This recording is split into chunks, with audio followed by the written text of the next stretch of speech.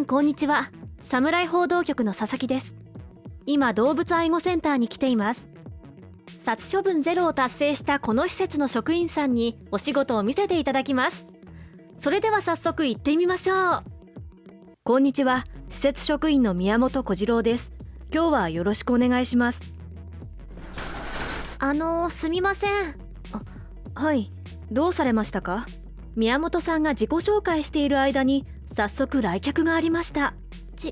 実はこの子を引き取ってもらいたくて。理由をお伺いしてもよろしいですか？宮本さんの顔が明らかに曇りました。この子もう高齢でボケていて面倒を見きれなくなってしまって、それに見とるのも辛いですし、殺処分ゼロを達成したこの施設ならこの子を大事にしてくれるんじゃないかと思って。ペットの介護疲れもある様子で、女性はとても辛そうです。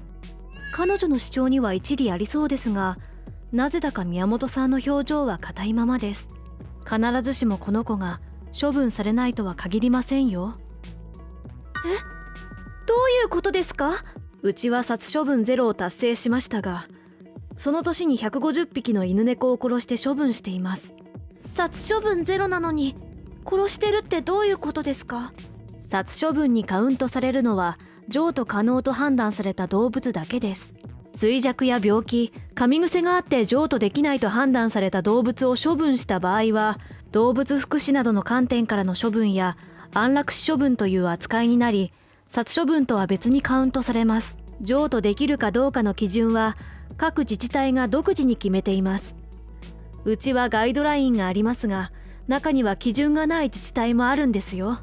つまり自治体の裁量次第で、本当は全く問題ない犬猫でも譲渡不可扱いで殺される可能性があるということですか？やろうと思えば可能でしょうね。ある自治体では基準を策定していないのに、収容動物262匹すべてを譲渡不適切と判断して処分しました。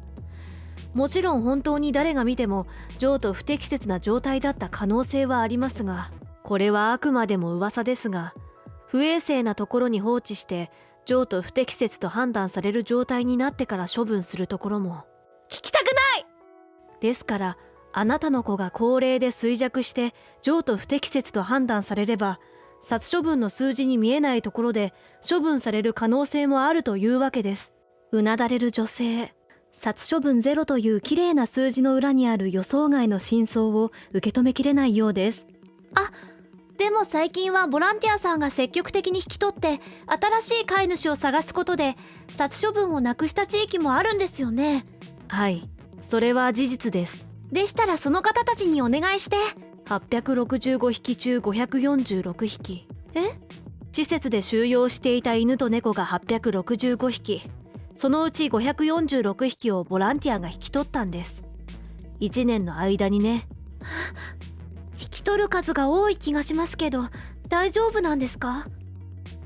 引き取った子たちを見ながらきちんと面倒を見る飼い主を探して、高齢の猫だと医療費も含めて1匹で年間40万円かかることもありますが、これも原則自費なんです。譲渡先が見つからなければずっと飼い続けて、最後は見とるところまでする。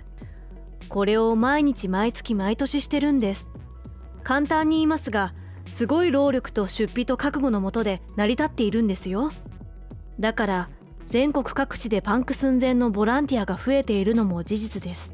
殺処分ゼロはそんな無理に無理を重ねて成り立っている一面もあります。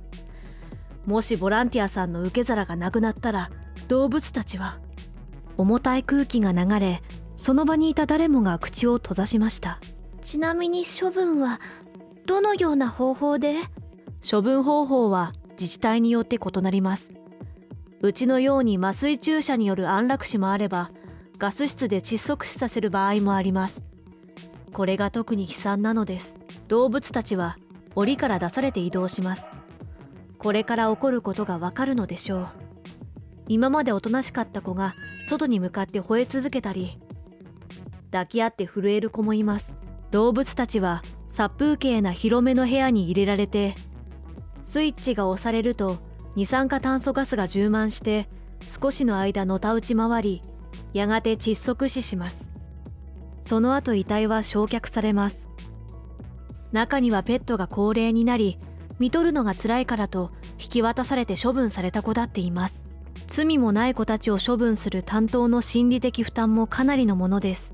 そんな状況だったなんて、どうすれば殺処分をなくせるのでしょうか。その前提が間違っていると私は思っています。大事なのは殺処分ゼロよりも動物愛護センターや保健所に収容される動物がゼロになることです。そもそも収容される動物がいなければ殺す必要もないし、お金も手間もかかりませんから。確かに。収容される動物が存在する原因の一つが無責任な飼い主の存在です。それはどういうことですか？気軽に飼って気軽に捨てたり施設に引き渡す飼い主がいるから、外で繁殖した動物が増えて収容されたり、噛み癖や衰弱した動物が出て譲渡不適切で処分されるんです。最後まで面倒を見る、覚悟と責任を持つ。どうしてもダメなら自分で次の飼い主を見つけて渡す。すべての飼い主がここまでやれば、結果的に殺処分ゼロも譲渡不適切による処分ゼロも達成するかもしれません。改めてお伺いします。あなたのペット、本当にうちに収容しますか？私は。数ヶ月後、私たちは宮本さんと一緒に例の女性宅へお伺いしました。この子猫は他の施設から引き取った子ですよ。そこには例の高齢の猫と子猫を大事そうに撫でている女性の姿がありました。ワクチンを打って去勢をして、マイクロチップで迷子になってもすぐ見つかるように登録もしました。宮本さんが気づかせてくれました。もちろん高齢のこの子は最後まで私が責任を持って見届けます。だってこの子は私にたくさんの幸せな思い出をくれたんですから。そう語る彼女はとても幸せそうでした。女性宅から出る宮本さんはとても満足そうな表情です。